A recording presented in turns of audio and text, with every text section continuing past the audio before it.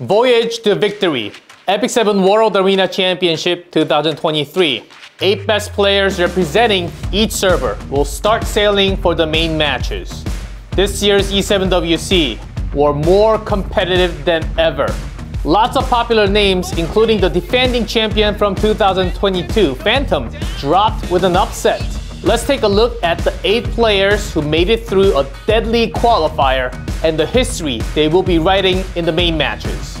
First 2 players up, it's Poopist from the global server versus Apocalypse from the Asia server. Now we have to talk about Poopist. Poopist is an E7WC first-timer who made it to the main matches. In the first match of the main tournament, let's see how it's going to flow.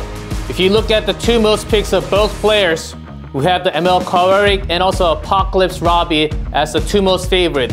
But for Poopist, it does seem like does favor a lot more into Lionheart Sirmia, where for the opponent, Apocalypse having slightly more use of Last Rider Crown. Comparing their run through the qualifiers, Apocalypse is known for making stronger drafting style, barely making any mistakes in game. But also Poopist, with his style comfort picks, his ability to create unexpected moments. Continuing with the matchup that Korean fans are especially going to love. Number 1 seed from Korea server qualifier, Retry Ever, versus a second-time veteran, Egang. Many say that this will determine the very best player from Korea once and for all. And how is this Korea versus Korea going to go in the main matches? If you look at Retry Ever's pick, ML Kawarik, Angel Blight Angelica, and Shu as the most picks, top 3. Other than that, also had the flexibility to comfortably react against the opponent during draft. And Egang as well as Retry Ever had a lot of picks through the hero pool. Having Belian as the only hero picked 3 times and everything else less than 3 means that Egang has a bunch of hero pool in use during the drafting.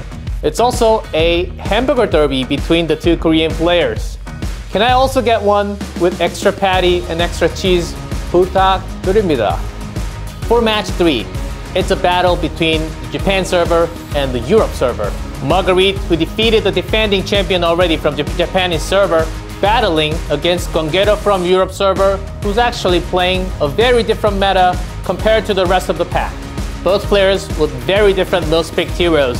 It's very hard to predict who's going to come out on top. Especially Gongero, using Spectre Tenebria in all 6 games. He certainly showed his own style during the qualifiers. Some say that Gwangero's playstyle might seem limited compared to all others. But you have to take into account that F-Res can always be broken with enough effectiveness. I would say this match comes down to resist or not. And it's time for the final match, match 4. Just like the first match, it'll be a match between the Asia server and the global server. Now, LV from Asia server versus Winter Wish from global server will be the match. If you look at the pick for both players, you can feel the difference in style. While LV is looking for speedy cleave comp with Architect Laika, ML Kawarik, and also a Robbie. On the other hand, Winter Wish uses a lot more Aeola, ROL, standard and steady decks. A bit harder climb through the qualifiers. First pick seems to make LV in a comfortable zone during the draft. On the other hand, many fans choose Winter Wish as their powerhouse of the tournament. Let's see how far Winter Wish is going to climb this time. Now that's a little preview of the main matches. Which player will continue to set sail without dropping a single game? And who will be the 3rd champion of E7WC? There's only one way to find out. Keep tuning into E7WC 2023 and let's find it out together. Let's begin the epic battle of the main matches.